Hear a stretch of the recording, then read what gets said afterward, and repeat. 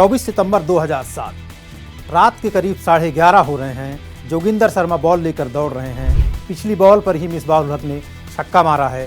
Score card पर एक message है, पाकिस्तान को जीत के लिए चाहिए 4 गेंद पर 6 run. Over the wicket bowling कर रहे जोगिंदर स्टंप्स के पास आते हैं, फॉलो थ्रू कंप्लीट और बॉल मिसबाह के पास।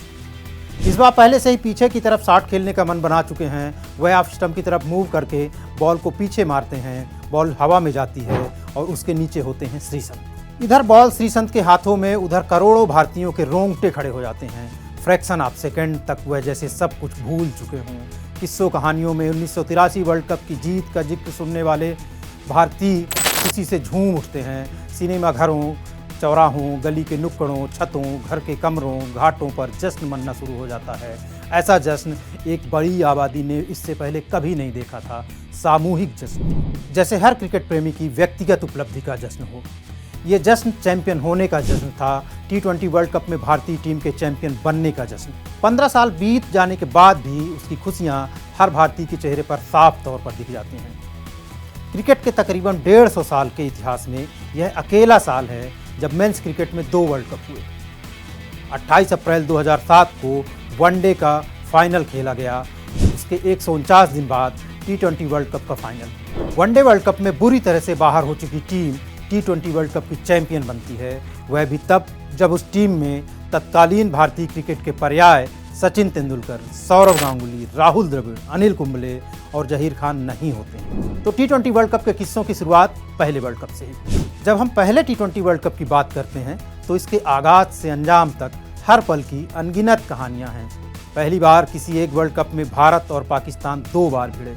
भारत ने पहली बार उसे बॉल आउट किया। जी वही बॉल आउट जिसमें उथप्पा, सहवाग और भज्जी हमारे शार्प शूटर साबित हुए। और क्या कभी कोई भूल सकता है युवराज सिंह के वो 6 छक्के जिसने हर भारतीय की छाती चौड़ी कर दी थी। कैप्टन कूल MS धोनी भी तो हमें इसी वर्ल्ड कप में मिले, जिन्होंने सिखाया कि दुश्मन की जेब से बाजी कैसे छीनी जाती है। इरफान, RP, श्रीसंत, गंभीर, सबके अपने अपने किस्से हैं। तो शुरुआत करते हैं 11 सितंबर 2007 से। यही वो दिन था जब इस महाकुंभ का पहला मुकाबला खेला गया। 13 दिन चले इस विश्व कप में भारतीय टीम के पहले ही मैच में पानी फिर गया। स्कॉटलैंड से मैच बारिश से धुल गया और दोनों टीमों के बीच अंक बांट दिए गए। भारत और स्कॉटलैंड के ही ग्रुप में पाकिस्तान भी था। उसने एक दिन पहले ही स्कॉटलैंड को हराया था। इस कारण भारत से उसका मुकाबला और दिलचस्प हो गया। धोनी की टीम के लिए यह मैच एक तरह से डू और डाई हो गया। हारने पर अगले राउंड का दरवाज़ा बंद हो सकता था, यानी अब भारत अगले राउंड में तभी जा सकता था जब वह पाकिस्तान से हारे नहीं। लेकिन अगर पाकिस्तान भारत के सामने हो तो ऐसा कब होता है कि मुकाबला आसान हो जाए। करोड़ों खेल प्रेमियों की निगाहें अब भारत पाक मुकाबले पर थीं। खेल प्रेमी अपनी अपनी टीमों की जीत के लिए दुआएं कर रहे थे, पर ऊपर वाले ने तो कुछ और ही सोच रखा था। बाजी कुछ ऐसी रही कि जब मैच की आखिरी गेंद फेंकी गई तो दोनों टीमों का स्कोर बराबर हो गया। ना कोई जीता ना कोई हारा। कमेंटेटर ने जोर से कहा, इट्स टाई। और इसके साथ ही भारतीय क्रिकेट प्रेमियों की धड़कनें बढ़ गईं। अब क्या होगा? बहुत कम लोगों को पता था कि इस विश्व कप में टाई होने पर अंक नहीं बंटने थे। मैच टाई होने पर दोनों टीमों को फिर से मैदान पर उतरना था। किसी टीम को बैटिंग नहीं करनी थी, बस गेंदबाज चुनने थे और विकेट कीपर। गेंदबाज को विकेट को हिट करना था। विकेट हिट तो टीम सुपर हिट। लेकिन हैरानी तब हुई जब भारत ने स्टंप्स हिट करने के इस बॉल आउट मुकाबले में तेज गेंदबाजों की बजाय हरभजन और पार्ट टाइम स्पिनरों को उतार दिया। एक बारगी तो लगा कि यह हो क्या रहा है, यह कैसे संभव है। उधर पाकिस्तान की ओर से शाहिद अफरीदी, उमर गुल और यासिर अराफात जैसे दमदार गेंदबाजों के हाथ में गेंद थी, तो धोनी ने भज्जी, सहवाग और उथप्पा को गेंद थमा दी। धड़कनें पहले से तेज थीं और धोनी की इस दाव ने जैसे BP ही बढ़ा दी हो। लेकिन धोनी को ऐसे ही कैप्टन कूल नहीं कहा जाता जनाब। भज्जी, सहवाग और उथप्पा, इन तीनों ने ही स्टंप्स को हिट किए और पाकिस्तान का कोई भी गेंदबाज स्टंप्स को हिट नहीं कर सका। भारत ने बॉल आउट जीतकर अगले राउंड में जगह बनाई। लालचंद राजपूत बताते हैं कि मैंने और धोनी ने टूर्नामेंट शुरू होने से पहले ही सारे नियम पढ़ डाले थे। यही कारण था कि हमने टाई होने की सूरत में होने वाले इस बॉल आउट की जमकर तैयारी की थी।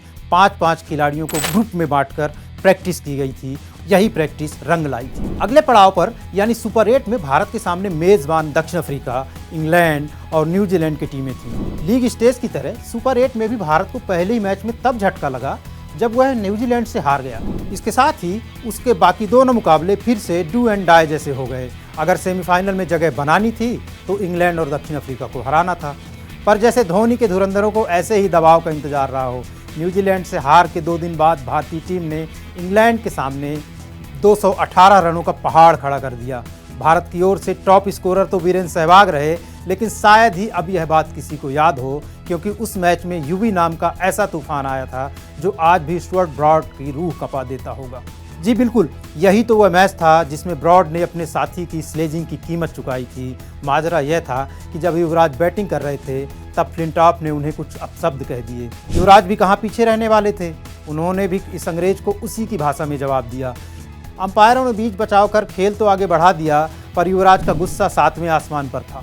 इसका खामियाजा ब्रॉड को भुगतना पड़ा, जो अगला ओवर लेकर आए। युवराज ने इस ओवर में एक के बाद एक लगातार 6 छक्के जड़ दिए। गगनचुंबी और विशालकाय गेंद सिर्फ बाउंड्री के बाहर नहीं गई, बल्कि उसने लंबा डिस्टेंस तय किया और दूर स्टैंड्स पर गिरी। सही मायने में युवराज के इन 6 छक्कों ने ही माही आर्मी में वह भरोसा जगाया कि वह विश्व कप जीत सकती है। युवी की इस पारी ने विरोधी टीमों में दहशत पैदा कर दी थी, और इसका नतीजा यह हुआ कि मेजबान दक्षिण अफ्रीका भारत के खिलाफ 116 रन ही बना सका। अब भारत सेमीफाइनल में पहुंच चुका था। उसका सामना उस ऑस्ट्रेलिया से था जिसकी तूती बोलती थी। वह पिछले 3 वर्ल्ड कप जीत चुका था। ऑस्ट्रेलिया की इस टीम में Adam Gilchrist, Matthew Hayden, Michael Clarke, Andrew Symonds, Michael Hussey, Brett Lee, Mitchell Johnson जैसे दिग्गज थे। इतने सारे दिग्गजों की लंबी फहरिस्त, लेकिन ये सारे दिग्गज धोनी के धुरंधरों के सामने फीके साबित हुए। खासकर युवराज के तूफान का ऑस्ट्रेलिया के पास कोई जवाब न था। युवी ने 30 गेंद पर 70 रन ठोक कंगारुओं को दुबकने के लिए मजबूर कर दिया। भारत ने 188 का बड़ा स्कोर बनाया, जिसके सामने ऑस्ट्रेलिया लाख कोशिशों के बावजूद 173 से आगे नहीं बढ़ सका। लेकिन सबसे बड़ा मुकाबला तो अब भी बाकी था, T20 वर्ल्ड कप का पहला फाइनल, और वह भी भारत और पाकिस्तान के बीच। पाकिस्तान ने सुपर 8 में अपने तीनों मुकाबले जीते थे और आसमानी हौसला लेकर भारत के सामने आ डटा था। इस ड्रीम फाइनल की शुरुआत से कुछ घंटे पहले ही भारत को तब जोरदार झटका लगा जब वीरेंद्र सहवाग चोट के कारण प्लेइंग 11 से बाहर हो गए।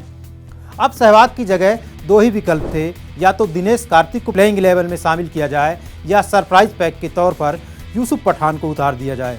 पठान ने अब तक एक भी इंटरनेशनल मुकाबला नहीं खेला था, और उनका विस्फोटक अंदाज मैच में फर्क पैदा कर सकता था। शायद यही वह वजह थी जिसने यूसुफ को प्लेइंग 11 में जगह दिला दी। यह फैसला कारगर भी रहा, क्योंकि यूसुफ ने ओपनिंग करते हुए 8 गेंद पर 15 रन का कैमियो खेला। उनकी इस पारी ने पाकिस्तानी गेंदबाजों को प्लान बी की ओर जाने को मजबूर कर दिया। भारत ने फाइनल में 157 का स्कोर बनाया। गंभीर 75 रन बनाकर टॉप स्कोरर रहे। रोहित शर्मा ने भी 30 रन की खूबसूरत पारी खेली, लेकिन मैच का असली रोमांच तो अब भी बाकी था। यह रोमांच पाकिस्तान की पारी के दौरान तब आया जब उसके कप्तान मिसबाहुल हक क्रीज पर अड़ गए। भारत ने वैसे तो विपक्षी टीम के 6 विकेट महज 77 रन पर झटक लिए थे, पर मिसबाह हार मानने को तैयार न थे। वे खेल को आखिरी ओवर तक ले गए। जब आखिरी ओवर शुरू हुआ तो पाकिस्तान को जीत के लिए 13 रन बनाने थे और उसका 1 विकेट बाकी था। उधर भारत अपने सभी प्रमुख तेज गेंदबाजों के ओवर खत्म करा चुका था और उसके सामने ऑफ स्पिनर हरभजन सिंह, यूसुफ पठान या मीडियम पेसर जोगिंदर शर्मा से गेंदबाजी करने का विकल्प था। धोनी ने इस नाजुक मौके पर जोगिंदर शर्मा पर भरोसा जताया। अब उनकी गेंदबाजी से ही यह तय होना था कि भारत ट्रॉफी लेकर जाएगा या वापस खाली हाथ। जोगिंदर की पहली गेंद वाइड गई, अगली गेंद पर 1 रन बना। इसके बाद मिसबाह ने जोरदार छक्का जड़ दिया। इस छक्के ने एक बारगी भारतीयों को डरा ही दिया, लेकिन यहीं जोगिंदर की समझदारी काम आई। उन्होंने बिना दबाव में आए अगली गेंद की और मिसबाह पर दबाव साफ दिखा। उन्होंने ओवर की तीसरी गेंद पर ऐसा गैर जरूरी शॉट खेला जो उन्हें ताजिंदगी सालता रहेगा। मिसबाह ने इस गेंद को फाइन लेग की ओर स्कूप किया, जिसे शांता कुमारन श्रीसंत ने खुशी खुशी लपक लिया। Rest is history.